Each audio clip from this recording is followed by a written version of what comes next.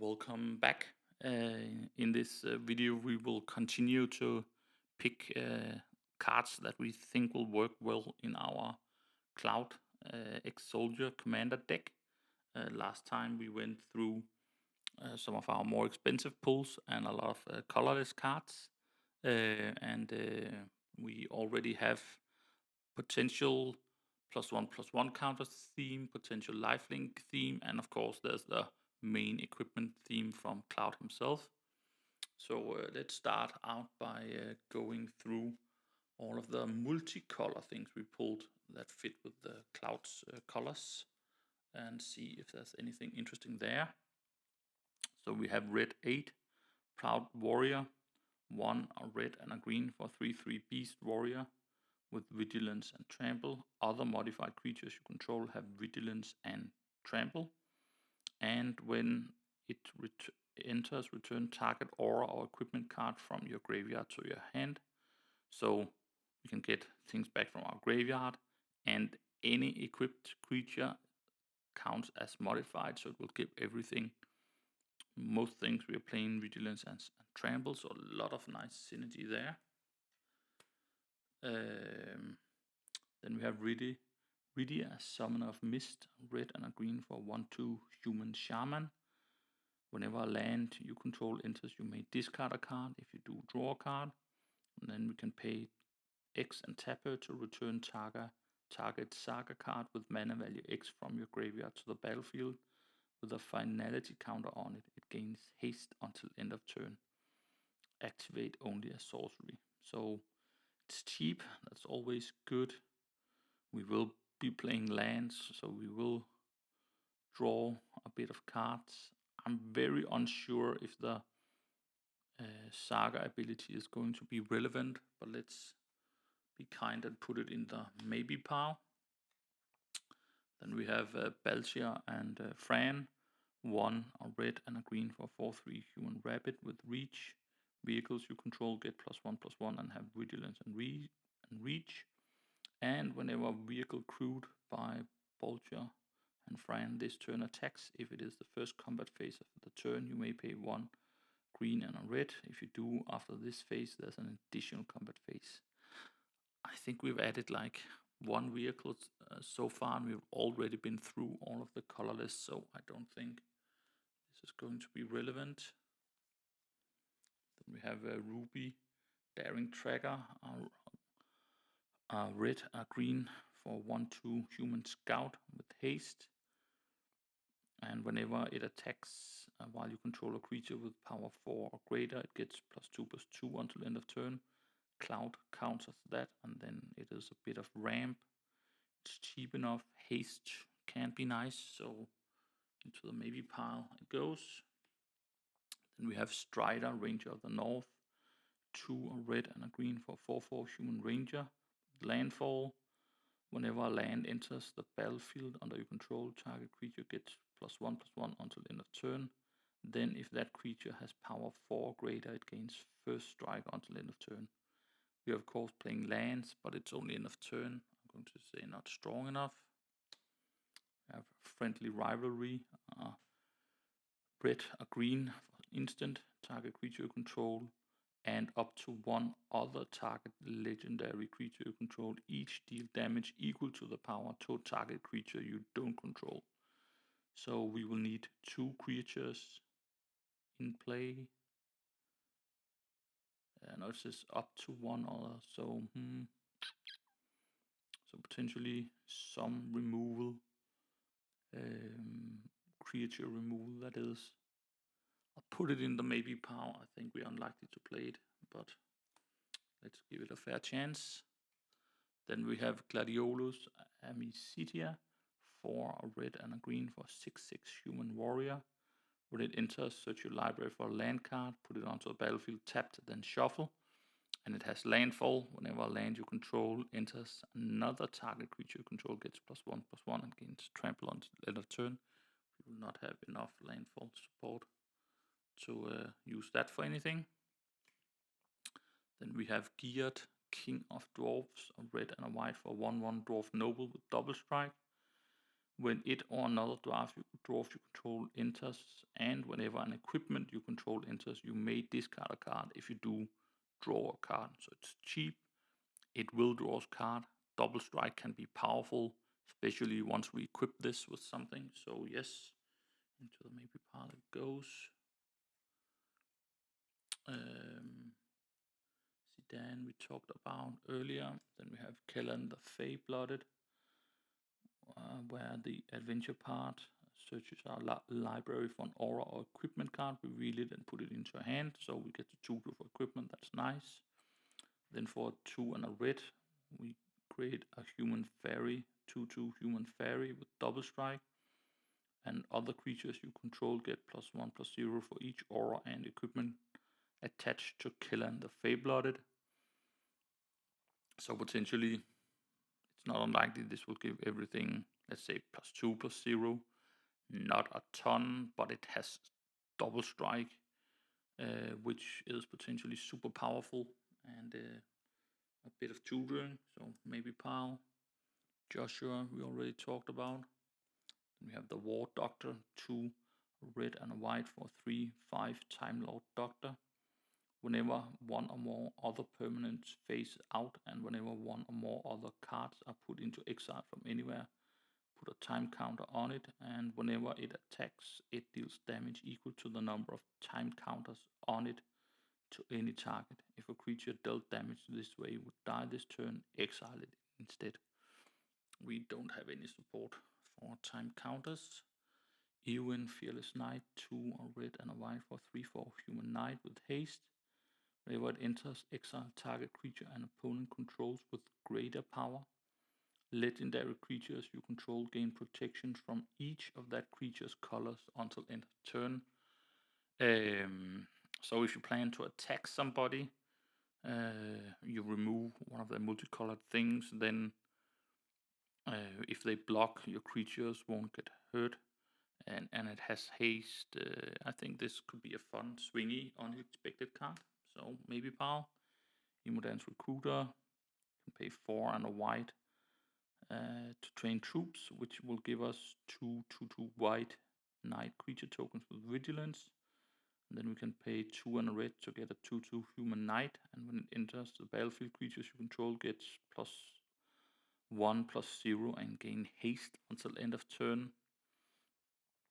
I don't think the second ability is super interesting. The first might be to give us some blockers, something we can equip stuff to, and we already have a bit of night stuff in there, so let's put it in the maybe pile. We have Shadowfax, Lord of Horses, 3 a red and a white for 4/4.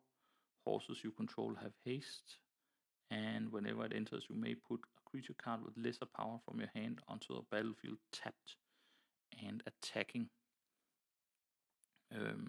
So we can play some creatures for free. On the other hand, we don't have any horses, and it is kind of expensive. I'm going to say no thank you to Shadowfax. Then we have Yenna, Red Tooth Regent, 2 green and white, 4/4 Elf Noble. You can pay 2 and tap it. Choose target enchantment you control that doesn't have the same name as another permanent you control. Create a token that's a copy of it, except it isn't legendary. If the token is an aura, untap Yenna, Red Tooth Regent, then scry 2. Activate only a sorcery. So we're not going to be playing a lot of auras, but we may have some of the enchantment creatures, and of course getting a second one and all of the abilities could potentially be a thing. So let's put it in the maybe pile. Then we move to Sergeant John Benton, legendary creature, human soldier for 1 a green and a white for 2/4 trample and haste. And whenever it deals combat damage to a player, you and that player each draw that many cards. So a bit of politicking while you're grinding your opponents down. I think this is fun. It's not too cheap. Has trample. I like it. So let's put it in the maybe pile, which we will put over here just to make it a bit easier. Then we have Garnet, Princess of Alexandria, a green and a white for a 2/2 human noble cleric with lifelink. Whenever it attacks, you may remove a law counter from each of any number of sagas you control. Put a +1/+1 counter on Garnet for each law counter removed this way. Again, we could end up playing sagas, so let's put it in the maybe pile. Sarah Farron, 1, a green and a white for a 2/2 human citizen. The first legendary creature spell you cast each turn costs 2 less to cast, which is exactly the amount of uncolored mana in Cloud's cost. And at the beginning of combat on your turn, if you control 2 or more other legendary creatures, you may transform Sarah. Let's see what she does on the back. Crystallized Sarah, legendary artifact. So again, that ability and legendary creatures you control get +2/+2. So yeah, it could end up fitting nicely. It might not. May not have the right support for it, but interesting enough to go in the maybe pile. Then we have Renoa Heartily, 3, a green and a white for 4/4 human rebel warlock. When it enters, create Angelo, a legendary 1/1 green and white dog creature token.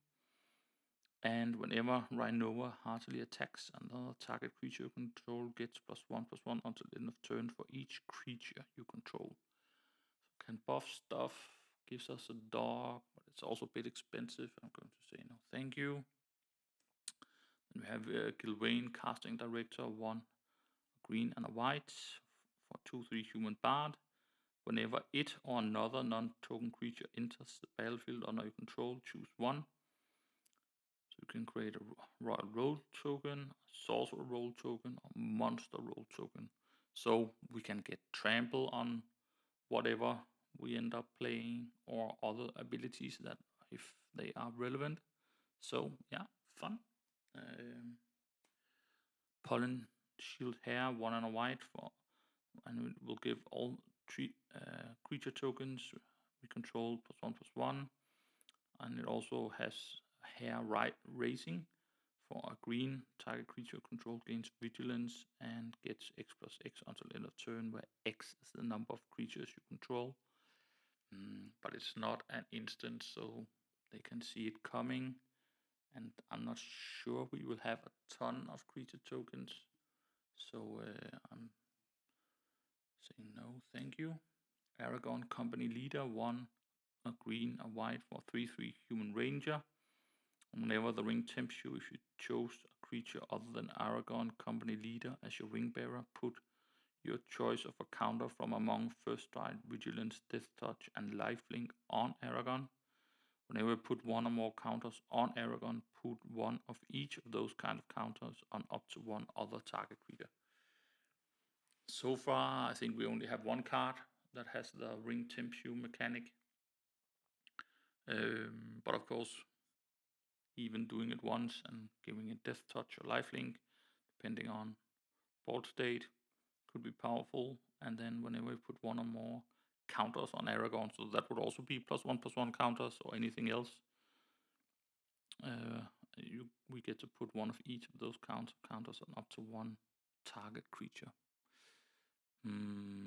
We will not have the support for the ring temp shoe for this one, I think. Then we have Seer Armor, the Redeemer, 3, a green and a white for 4/4 human knight. When it enters the battlefield, create a monster roll token attached to another target creature you control, and enchanted creatures you control get +1/+1.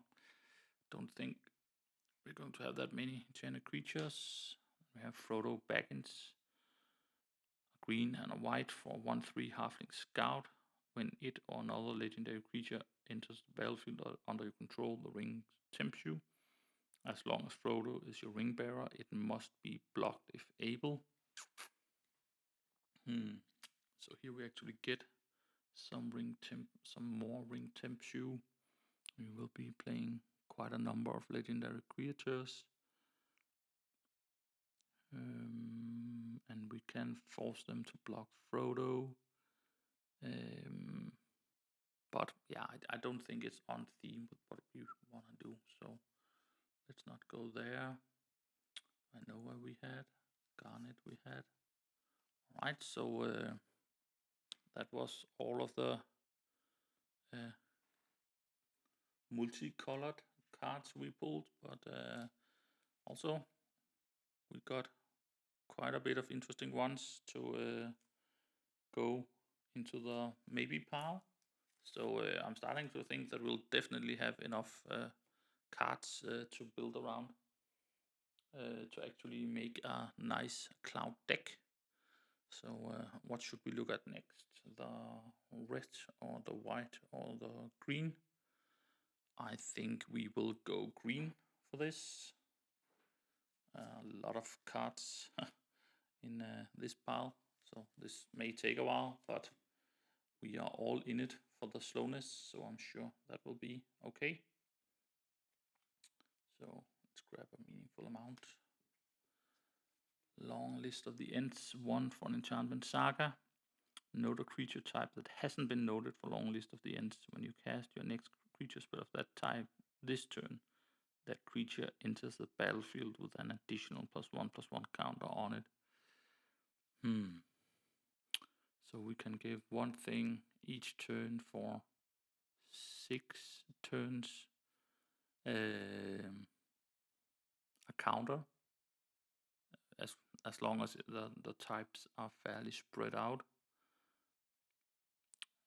We may end up caring about enchantment sagas. It is very cheap.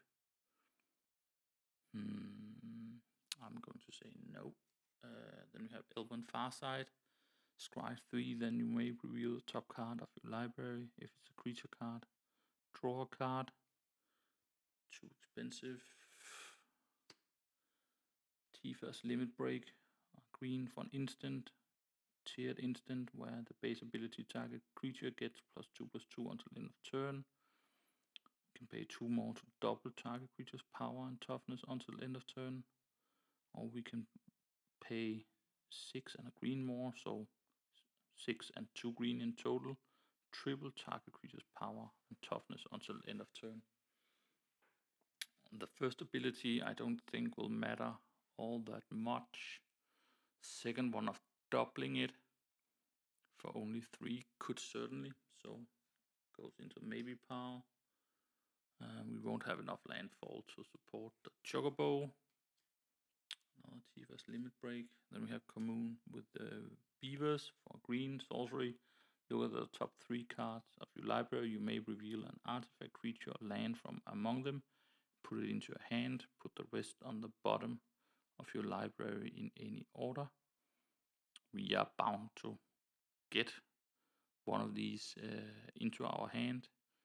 It is sorcery speed, but I think it fits. So let's add it. Then we have a clash of icons. 1 green, and then we can choose 1 or more. Target creature control fights target creature and opponent controls.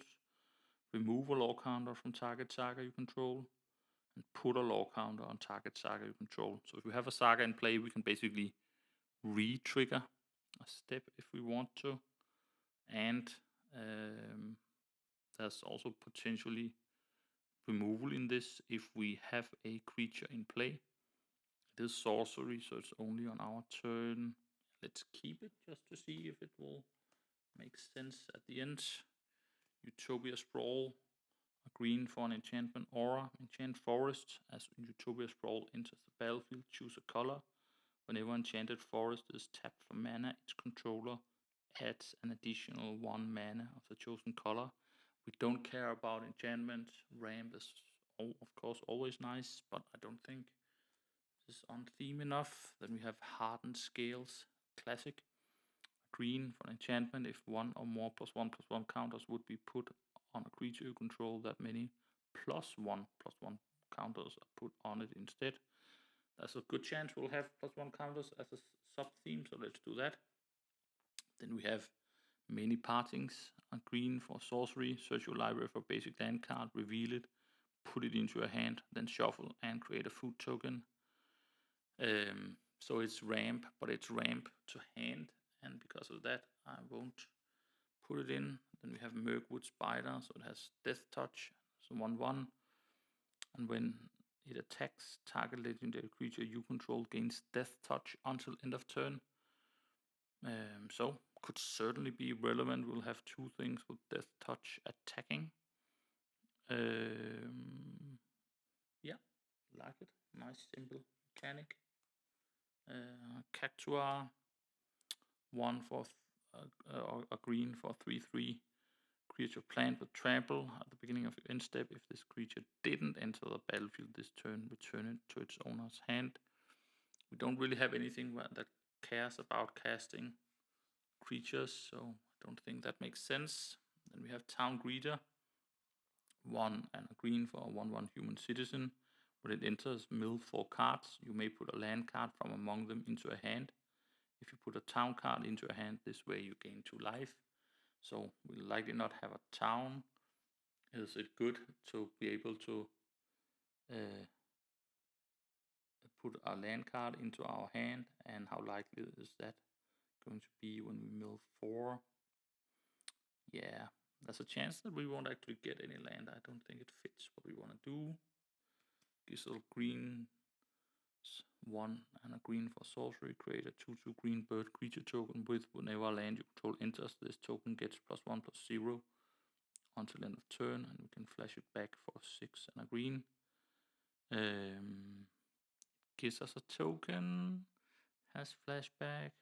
Nah, I don't think it fits since we can't really trigger it very often. Then we have a Newfound Adventure, a reprint of Farseek, 1 and a green for sorcery. Search your library for a plain, island, swamp, or mountain card. Put it onto the battlefield, tap, then shuffle. Yes, please. That's basically all the colors we are playing. Then we have Gobu Gardener, 1 and a green for 1/3 plant beast that we can tap to add green. I don't think this is relevant enough. All right, we continue with more green cards. Susan Foreman, 1 and a green for 1/1 Time Lord. If you would planeswalk, instead look at the top 2 cards of your planar deck. Put 1 on the bottom of your planar deck and the other on top, then planeswalk. I must admit I have no idea what this does, but we have no planeswalkers yet, and will likely not planeswalk. So yeah, I don't think this means anything to us. Then we have Graham O'Brien, 1 and a green for 2/2 human pilot. Whenever you cast a spell from anywhere other than your hand, create a food token. So that's recasting something from our graveyard, most likely, or casting something from exile with the red cards. On the other hand, I don't think we will care a lot about food tokens, so I think we'll skip it. Then we have Feral Encounter. Look at the top 5 cards of your library. You may exile a creature card from among them. Put the rest on the bottom of your library in a random order. You may cast the exile card this turn. At the beginning of the next combat phase this turn, target creature you control deals damage equal to its power to up to 1 target creature you don't control. So it is 2 green, and the first ability only makes sense if we actually have the mana to cast whatever creature card we revealed, or put into exile rather. So we probably need, let's say, 4, 5 mana to cast it. And it could be any color, so it's no guarantee that it's colors that we actually have open. I don't think probably nice in mono green. Then we have Up the Beanstalk. Whenever Up the Beanstalk enters the battlefield, and whenever you cast a spell with mana value 5 or greater, draw a card. Cloud, our commander, fits this, and so this will likely get us a minimum of 2 cards. So that definitely goes into the maybe pile. Ground Seal, 1 and a green for an enchantment. When it enters the battlefield, draw a card. Cards in graveyards can be the targets of spells or abilities. And we won't want to play that because we will be searching our own graveyard. Then we have Troublemaker Oof, 1 and a green for 2/2 Oof.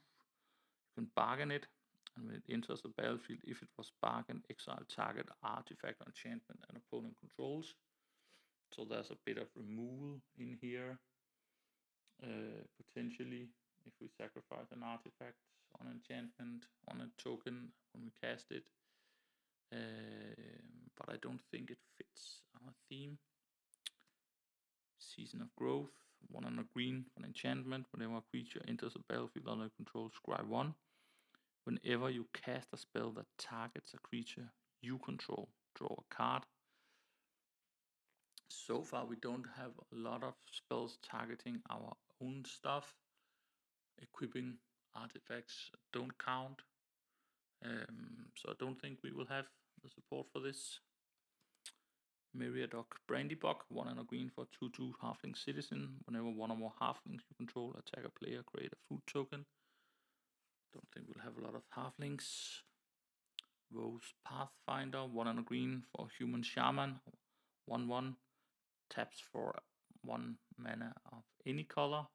And we can pay 6 and a green and tap it. Another target creature gets 3/3, gains trample until end of turn. I think the add 1 mana of any color is the interesting part here. Put it in the maybe pile for that. Then we have Shortcut to Mushrooms, 1 and a green for an enchantment. When it enters the battlefield, the ring tempts you. At the beginning of your end step, if a permanent you control left the battlefield this turn, put a +1/+1 counter on target creature you control. And it's a permanent, so let's say we had like foods that we were sacrificing. This would actually also trigger. Again, the ring temp is not necessarily important to us. I don't think it fits. Then we have a Galuf's Final Act. 1 and a green for an instant, and until end of turn, target creature gets +1/+0 and gains when this creature dies. Put a number of +1/+1 counters equal to its power on up to 1 target creature. So a bit of a combat trick to buff something else could be interesting. And by the way, if you see me moving something to the not playable pile and you think that I'm making a ridiculous choice, please hate me in the comments and let me know why we should be playing it. Write this you proof, 1 and a green for an enchantment with landfall. Whenever land you control enters, put a +1/+1 counter on target creature you control. And we can pay 5 and 2 green. This enchantment becomes a 7/7 beast creature in addition to its other types. So again, a bit of counters on our stuff is nice, but we'll probably only do it once a turn. So I don't think it will fit with what we want to do. Side quest, raise a chocobo, 1 and a green. When this enchantment enters, create a 2/2 green bird creature token with the usual ability. And at the beginning of your first main phase, if you control 4 more birds, transform this enchantment. No point in looking at the back side, we won't control 4 more birds. Then we have Torgal, a fine hound, 1 and a green. Whenever you cast your first human creature spell each turn, that creature enters with an additional +1/+1 counter on it for each dog and or wolf you control. It's most likely only going to be 1, but again, Cloud will fit this criteria. It does add 1 mana of any color. So yes, please, and we will choose this nice art for it.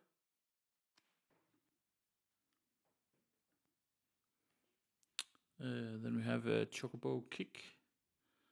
1 and a green for sorcery. Return a land you control to its owner's hand. Target creature you control deals damage equal to its power to target creature and opponent controls. If this spell was kicked, that creature you control deals twice that much damage. Again, we don't really care about landfall, so let's get rid of this. And we have Town Greeter, which you already had. Esper Origins, 1 and a green for sorcery. Surveil 2, you gain 2 life. If this spell was cast from a graveyard, exile it, then put it onto the battlefield transformed under its owner's control with a finality counter on it. So we get to fix our draw a bit and then reveal the top card of your library. If it's a permanent card, put it into your hand. So we can fix the draw and then draw something. A bit of ramp and other creatures control gets +2/+2 and gain trample until end of turn. Might be just barely good enough. It's at least fun. So let's put it in the maybe pile. Garrup's Uprising, classic. When it enters the battlefield, if you control a creature with power 4 or greater, draw a card. We should. All our creatures have trample, and whenever a creature with power 4 or greater enters the battlefield under your control, draw a card. Probably one we want to play. Peregrine Took, 2 and a green for Halfling Citizen 2/3. If one or more tokens would be created under your control, those tokens plus an additional food token are created instead. Not very relevant. We have Galadhrim Bow, 2 and a green for an artifact equivalent with flash. When it enters the battlefield, attach it to target creature control. Untap that creature. Equipped creature gets +1/+2 and has reach, and it equips for 2. A nice little trick. Might be too expensive, but we will want equipment. So maybe pile it is. Only a bit more green cards. Prish Wanderings, 2 and a green for an instant. Search your library for a basic land card or town card. Put it onto a battlefield tapped and shuffle. When you search your library this way, put a +1/+1 counter on target creature you control. I do think this is too expensive. Quina Ku Gourmet, 2 and a green for 2/3 Ku. If one or more tokens would be created under your control, those tokens plus a 1/1 green frog creature token are created instead. You can pay 2 and sacrifice a frog to put a +1/+1 counter on it. I'm not sure we will be creating a lot of tokens, so let's get rid of that. Summon Fenrir, 2 and a green for 3/2 Saga Wolf. Search your library for a basic land card, put it onto the battlefield tapped, then shuffle. Yes, please. When you next cast a creature spell this turn, that creature enters with an additional +1/+1 counter on it. And then draw a card if you control the creature with the greatest power or tied for the greatest power. So we get one nice thing, we get a blocker, we will likely get a +1/+1 counter. Let's see if we end up caring about sagas. I think that's what we have to do. Sentinel of Lost Lore, 1 and 2 green for an elf knight with 3/4. When it enters the battlefield, choose one or more. Return target card you own in exile that has an adventure to your hand. Put target card you don't own in exile that has an adventure on the bottom of its owner's library. Exile target player's graveyard. We do have a couple of adventures, but I don't think enough to make this card playable. Loomcrafter Fawn, 2 and a green for 3/3. Satyr Druid. When it enters the battlefield, you may discard one or more land cards. When you do, return up to that many target non-land permanent cards from your graveyard to your hand.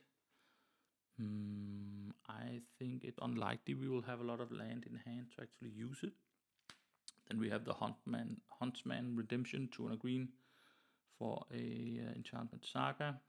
It initially creates a 3/3 green beast creature token. Then we can sacrifice a creature, and then we can search our library for basic land card and a creature that goes into hand, and up final ability of the 2 target creatures each gets +2/+2 and gain trample until the end of turn. A bit too slow, I think. We have Princess Sarah, 2 and a green for a 1/2 human monk. You may play 2 additional lands on each of your turns. I don't think. We have Bard's Bow, 2 and a green for an artifact equipment. Job select. Equipped creature gets +2/+2, has reach, and is a bard in addition to its other types. It's super expensive to re-equip, but we do also have something that can provide us free equip. But yeah, I think it's too expensive. Nonetheless, Celeborn the Wise, 3 and a green for 3/3 Elf Noble. Whenever you attack with one or more elves, scry 1. whenever you scry, it gets +1/+1 until the end of turn for each card looked at while scrying this way. Not relevant enough. Reach the horizon, search your library for up to 2 basic land cards and or town cards with different names, put them onto the battlefield tapped, then shuffle. So a bit of expensive ramp, but it will give us 2 mana. Let's put it in the maybe pile. Sarah Catroy, 3 and a green, 3/3 human pilot. When it enters, we may search for a bird or basic land card and put it into our hand. And when she attacks, we put a, or when he attacks, most likely put a +1/+1 counter on target creature, then double the number of +1/+1 counters on that creature. Fun, most likely too expensive for what we want to do. Summoner's Grimoire, 3 and a green for an artifact equipment with job select. Equip creature as a shaman in addition to its other types, and has whenever this creature attacks, you may put a creature card from your hand onto the battlefield. If that card is an enchantment card, it enters tapped and attacking. Fairly expensive, but if it gets to attack even once, it might have paid for itself. Yeah, fun. Maybe power. Ace, Fearless Rebel, 3 and a green for a human rebel 2/2. Whenever Ace, Fearless Rebel attacks, you may sacrifice an artifact.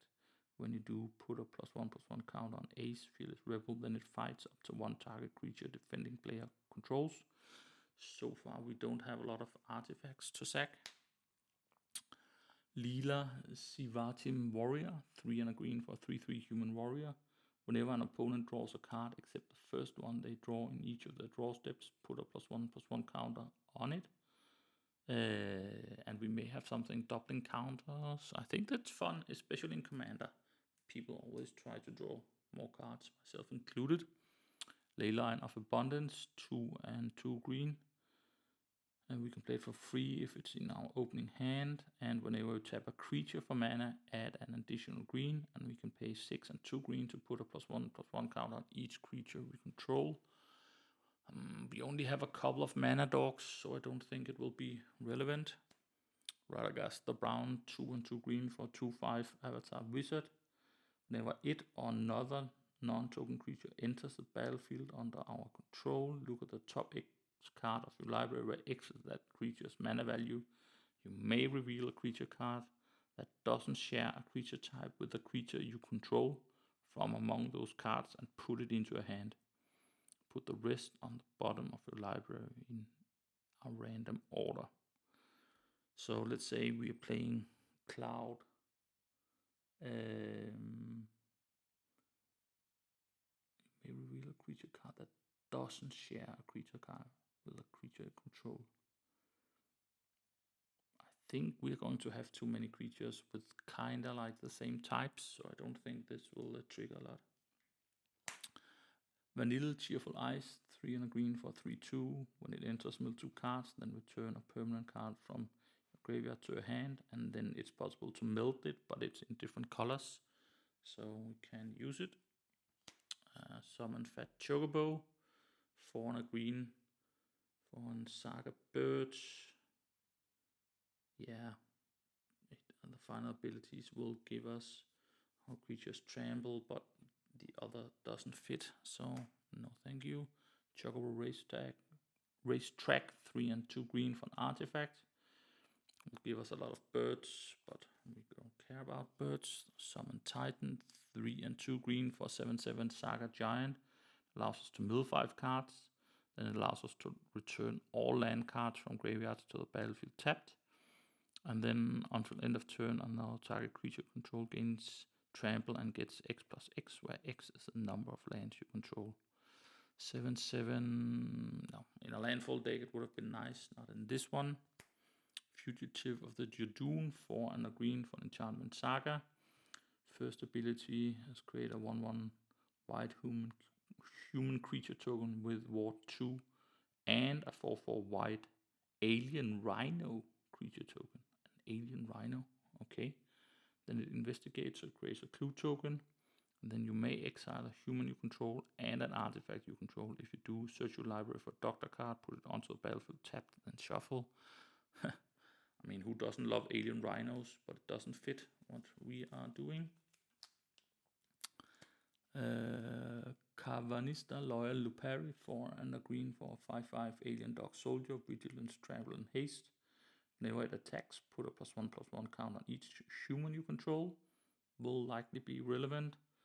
And then the adventure part is 1 and a green. Humans you control gain indestructible until end of turn. Yeah, could end up fitting if we have enough humans. Quick beam, upstart, end, 4 and 2 green for 5/6 tree folk. Whenever it or another tree folk enters the battlefield under control, up to 2 target creatures each get +2/+2 and gain trample until end of turn. This is our first tree folk, so it won't be relevant. Then we have Diamond Weapon, 7 and 2 green for an 8/8 elemental. And this spell costs 1 less to cast for each permanent card in your graveyard. It has reach and prevent all combat damage that be dealt to Diamond Weapon. So if we manage to play it, it becomes super powerful and hard to kill. Let's put it in the maybe pile. Balam T-Rexor, 4 and 2 green for a 6/6 dinosaur. It has trample, gain a bit of life. It also has forest cycling, so we can draw, search for lands early on if we pull it, but I don't think it fits this theme otherwise. Faragon, Tree Shepherd, 4 and 3 green for 4/10. Tree folk you control have vigilance. Whenever one or more tree folk you control attack, add twice that much green. You don't lose unspent green mana as steps and phases end. Yeah, again, not a lot of tree folk, and a final Diamond Weapon. So yeah, I think we have gotten a good number of interesting green cards. I especially like the Torgal Fine Hound in this art, and also nice little mana dog. So that's it for this time. Next time we'll continue with the red and the white, and hopefully we will then get to deciding what goes and what doesn't go. See you then.